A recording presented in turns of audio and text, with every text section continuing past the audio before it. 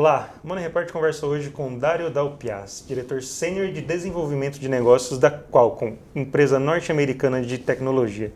Tudo bem, Dario? Tudo jóia, Luiz. Dario, a Qualcomm está com planos bem arrojados para esse ano no Brasil. Queria que você falasse um pouco sobre isso, sobre os produtos que estão sendo desenvolvidos e que vocês pretendem lançar em breve no mercado.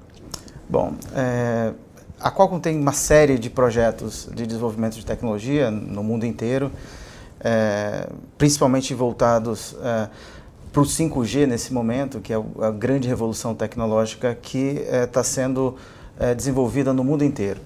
Aqui no Brasil, um dos projetos principais que a Qualcomm está desenvolvendo é o Qualcomm System in a Package, o QSIP. O QSIP ele é basicamente um componente que agrega os principais componentes de um telefone. Então, para você ter uma ideia de proporção, um telefone típico de 1000 componentes, você imaginaria que 800 desses componentes estariam dentro desse único componente aqui. Isso é uma grande revolução para o mercado de smartphones, porque melhora o ciclo de desenho dos telefones, melhora o tempo de chegada ao mercado para as marcas, traz uma dinâmica totalmente nova para o mercado de telefonia. E a Qualcomm está desenvolvendo esse projeto para o Brasil. A Qualcomm pretende, juntamente com a sua parceira USI, que é uma companhia taiwanesa, um dos principais parceiros da Qualcomm no mundo, desenvolver uma fábrica no Brasil. A fábrica deve estar operacional ao final de 2020 e gradativamente e agregando novas tecnologias, novos produtos a serem fabricados nessa fábrica. Mas esse componente ele já está sendo parcialmente desenvolvido no Brasil. No final do ano ele recebeu um reconhecimento de um componente desenvolvido com desenvolvimento realizado no Brasil pelo Ministério da Ciência e Tecnologia. É um status que orgulha muito a Qualcomm, porque é um componente que tem aí um esforço de R&D muito grande e ter uma equipe de engenheiros que está sendo treinada e formada para gradativamente assumir o desenho desse componente no Brasil é muito importante. Falando especificamente do componente, na prática, que ganhos ele deve trazer para quem usa smartphone? Na prática, como ele deve agregar? Tem muitos ganhos, a gente pode dividir em ganhos de curto prazo, médio e longo prazo. Eu tenho aqui um telefone de referência que serve como um projeto base que é compartilhado com os fabricantes para que desse projeto base eles desenvolvam seu próprio telefone. Então você pode ver claramente que existe um espaço muito grande para a bateria. Então para o consumidor, um dispositivo com uma capacidade maior de bateria, que dura menos recargas durante o dia. Ele permite um desenho muito mais leve, um telefone extremamente leve, mais fino também. Ele tem também, pelas características de projeto, ele tem uma capacidade de dissipação de calor e o que reverte numa velocidade média maior para o consumidor, uma performance maior para o consumidor. Então, ganhos de curto prazo imediatos vão ser esses. No médio prazo, com o ganho de performance dos fabricantes de telefone em desenhar mais rápido telefones, então, tipicamente hoje, um telefone celular, ele leva de 9 a 12 meses para ser desenhado. Então, um projeto de longo prazo, com investimentos de até dezenas de milhões de dólares num projeto de um telefone. Então, esse tempo vai ser diminuído a 1/3. Né? Se estima que um telefone com QSIP, ele leva no máximo 3 meses para ser desenhado, porque grande parte do desenho já vem pré-realizado dentro do componente.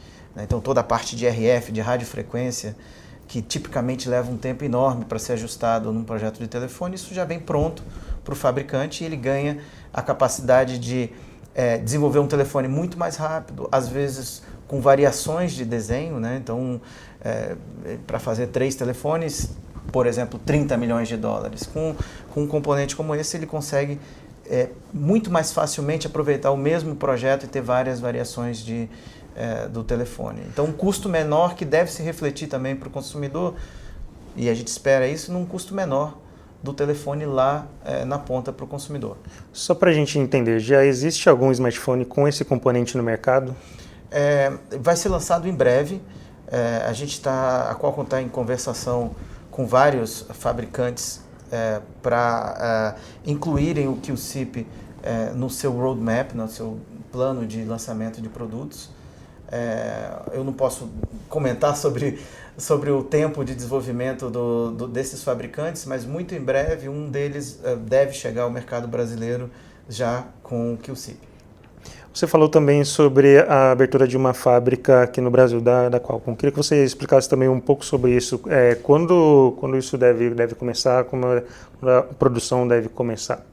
É um grande marco para o mercado de tecnologia no Brasil. A fábrica da Qualcomm e da USI aqui no Brasil, de fato, é um grande marco para toda a política industrial e tecnológica no Brasil, da lei de informática.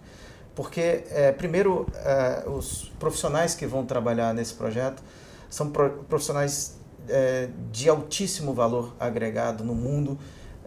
A gente tem muito poucos desses profissionais aqui no Brasil. De fato, um componente com esse grau de complexidade nunca foi desenhado no Brasil.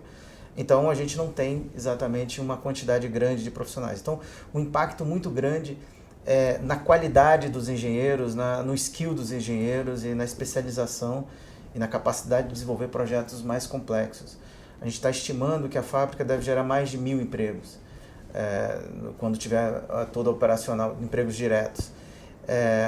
Investimentos na ordem de 200 milhões de dólares. Então a gente imagina que o impacto em todo o ecossistema de tecnologia brasileiro vai ser muito grande. Na verdade, o processo já começou.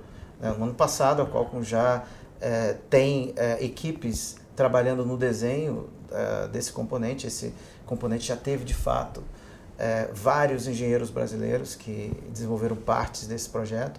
Gradativamente, esse projeto vai ser trazido para o mercado brasileiro, para o Brasil. Obviamente, isso é um processo gradativo, né? Você precisa treinar novos engenheiros, você precisa que eles, de fato, ganhem performance comparado com os engenheiros que estão nos grandes centros de pesquisa do mundo. Então, gradativamente, a gente vai ter novas equipes sendo agregadas e isso é um benefício enorme. E já começou, essa revolução já começou. Quando a gente chegar lá em 2020, com a fábrica iniciando a sua operação, o impacto vai ser ainda muito maior. Dentro disso, tudo que você falou, como você avalia o cenário para desenvolvimento de tecnologia no Brasil?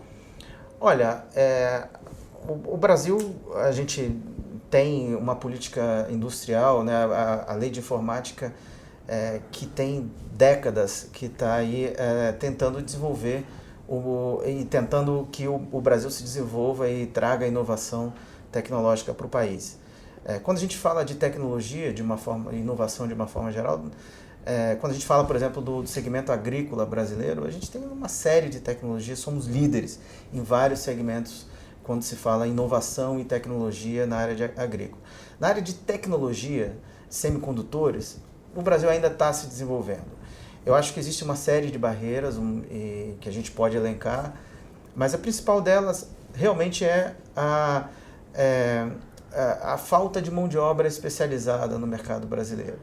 Acho que iniciativas como essa da Qualcomm, que com certeza deve ser seguido por outras companhias que devem trazer também seus parques industriais e, por que não, seus centros de desenvolvimento de tecnologia para o Brasil, isso deve trazer um grande benefício para o mercado brasileiro. Eu acho que o Brasil tem uma chance muito grande com essa fábrica que a Qualcomm está desenvolvendo no Brasil, uma chance de se colocar talvez num patamar em que poucos países do mundo podem alcançar. A gente tem um grande mercado, esse é um grande benefício do Brasil, a gente tem um mercado consumidor enorme e uma demanda muito grande.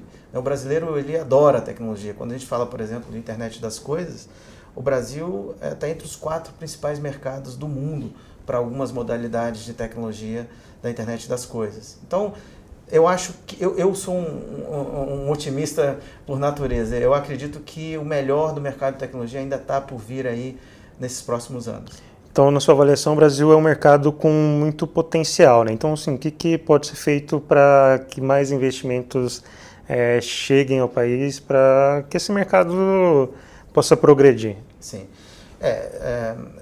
A gente tem uma infraestrutura de pessoas para as companhias, né? Então eu tenho a oportunidade de estar sempre próximo dos grandes mercados de tecnologia nos Estados Unidos, na China, na Ásia de uma forma geral. O que eu vejo lá é que a questão da educação é um ponto muito forte. Então você não forma um engenheiro capaz de desenhar um chip desse em menos de uma década. Então, e aí a educação que ele teve no fundamental, no ensino médio, na faculdade e no que ele vai fazer após, e tudo isso conta para que de fato você tenha uma mão de obra de qualidade. Então a gente tem hoje um gap conhecido na área de educação, que eu acho que isso poderia contribuir para a gente ter uma posição melhor. A questão da complexidade do ambiente de negócio brasileiro, né? De fato, quando a gente falou desse componente, sequer existir uma legislação capaz de, por exemplo, que esse componente seja fabricado no Brasil, exportado para um outro mercado e importado novamente como parte de um dispositivo ou de um produto final. Então, existe hoje uma série de mecanismos que os mercados mais avançados eles têm, as empresas têm a possibilidade de fabricar parte aqui, parte lá, a divisão. Então, a questão da estrutura de impostos no Brasil em cascata, né? Quer dizer, que é baseado na circulação de mercadoria e não, né, efetivamente na circulação de valor propriamente dito. Então, eu acho que obviamente a gente tem uma série de reformas que eu tenho certeza que tem uma série de pessoas hoje no mercado pensando nisso e tentando desenvolver. Eu acho que se a gente reduzir um pouco essas barreiras, principalmente regulatórias, de impostos e da própria formação de profissionais hoje no Brasil, a gente é capaz de ter grandes saltos no Brasil. E eu realmente acredito que a gente está vivendo um momento muito bom, que tem muita gente pensando nisso, aqui no estado de São Paulo, no Brasil e dentro do mercado, né? A gente nota que dentro do próprio governo brasileiro, que nos apoiou muito na criação de um arcabouço regulatório em volta do QCIP, eu acredito que toda essa massa de pessoas bem intencionadas pode transformar assim, o Brasil num grande centro de inovação. Então a perspectiva para esse mercado da tecnologia é positiva nos próximos anos? Eu acredito que sim. Eu acho que tem muita gente boa, empenhada em trazer coisas muito boas para o mercado brasileiro e eu acredito que vai dar certo. Você falou também sobre a internet das coisas, que é um assunto que desperta muita curiosidade. Tem uma previsão de quando ela vai ser mais acessível, especialmente no Brasil? Existe isso está acontecendo, tá? Isso está acontecendo no mundo inteiro, está acontecendo no Brasil, está acontecendo, obviamente, em escalas diferentes, em mercados diferentes, né? Então, você vê produtos que antigamente eram extremamente caros, né? Você não imaginava poder acionar uma câmera da sua casa ou controlar sua geladeira ou as luzes da sua casa à distância. Isso parecia ficção científica alguns anos atrás. Isso está massificado nos grandes mercados, né? Então hoje nos Estados Unidos, na Europa, na Ásia, você compra dispositivos muito baratos, muito acessíveis, né? e disponíveis em lojas comuns para você de fato ter uma qualidade de vida muito melhor. Eu acho que existe uma grande massa de empresas hoje no Brasil, né, que desenvolvem tecnologia e estão buscando trazer a internet das coisas como uma realidade no nosso mercado. Eu acho que a gente está, de fato, o mercado brasileiro é um pouco atrasado em relação aos grandes mercados do mundo, mas isso está acontecendo. Isso está acontecendo. Você já vê, por exemplo, a questão dos meios de pagamento no Brasil se desenvolvendo muito rapidamente. O próprio sistemas de segurança, de monitoramento de frotas, coisas que em algumas áreas a gente está de igual para igual para os grandes mercados do mundo. Talvez ainda no mercado de consumo, né, nas nossas casas, isso ainda está um pouco atrasado, mas com uma grande tendência de muita gente interessada em trazer esses produtos para o Brasil. Então, assim, só para a gente fazer uma distinção, então, primeiro vamos falar das empresas. Como que ela vai impactar no dia a dia das empresas? O que vai ser possível fazer, as companhias fazerem para aprimorarem seus processos, seus serviços? Qual que vai ser o impacto para as empresas? Eu acho que o grande impacto para as empresas, a gente está vendo a revolução da internet das coisas e a chegada da quinta geração. Essas duas coisas juntas, então vão gerar uma série de revoluções em várias áreas, o que a gente chama da indústria 4.0, que é basicamente dispositivos que se comunicam, se ajustam ao processo, né? Então aquele processo de evolução de um processo industrial, de um produto, por exemplo, que era feito de uma forma um pouco mais lenta, isso as próprias máquinas vão, de certa forma, se autoajustar e ter um processo muito mais eficiente e que evolui naturalmente a cada produto feito. Isso é uma realidade. A gente vê fábricas hoje de automóveis no Brasil que já estão de igual para igual com suas matrizes ou com outras plantas no mundo. A questão da troca de informação entre dispositivos, isso talvez seja a grande revolução. E como, de fato, esses dados vão ser utilizados não só na nuvem, mas na ponta também. A questão da inteligência artificial é a grande revolução, né? Tem estimativas aqui que chegam a dizer que a inteligência artificial ela vai ter um impacto de 15 pontos no PIB global, né? O que ela vai gerar de riqueza no mundo inteiro, na economia de custos, né? A partir do momento que você tem um processo mais azeitado, você tem um processo mais eficiente e econômico, mas também nas outras possibilidades de negócio que vão gerar a partir de uma estrutura de inteligência artificial que, de fato, vai gerar a perfeição em alguns processos. Na sua avaliação, as empresas brasileiras estão se preparando bem para essas transformações? Qual o cenário? Olha, eu diria que a gente tem desníveis, de fato. Quando você olha alguns mercados, né, por exemplo, o próprio mercado agrícola hoje, com tratores autônomos, a utilização de drones, mapeamento de plantações. Hoje, isso é a tecnologia que é mais moderna que existe no mundo e está sendo empregado no mercado brasileiro. Algumas multinacionais também que trazem esses processos extremamente otimizados para o mercado brasileiro, isso está presente. Talvez a disponibilidade dessa tecnologia para as fábricas pequenas e médias no Brasil talvez ainda seja limitada. Talvez a gente tenha que trabalhar um pouco mais a automação do pequeno negócio, da pequena fábrica, para que ela também desfrute dessa revolução e tenha acesso a acompanhar esse movimento também. Exato. Uhum.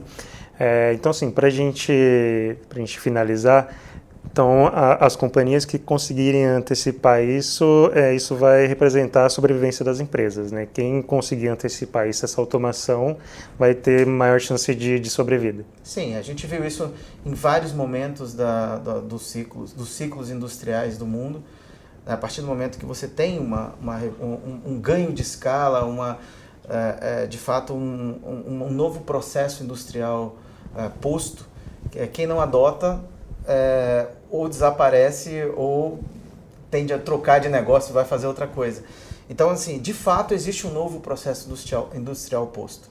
Quer dizer, a automação do chão de fábrica, a utilização de dados, né? Quer dizer, você, de fato, utilizar o feedback do consumidor na ponta para alterar a forma como aquela fábrica, a regulagem daquela determinada máquina que está produzindo um equipamento. Quer dizer, toda essa integração do mercado que passa pelos equipamentos do chão de fábrica, isso é uma revolução industrial, isso é um novo ciclo da evolução da indústria, e eu acredito realmente que quem não entrar vai ficar muito fora desse processo. Então é isso, quem quiser sobreviver tem que necessariamente pensar em inovação e em automação.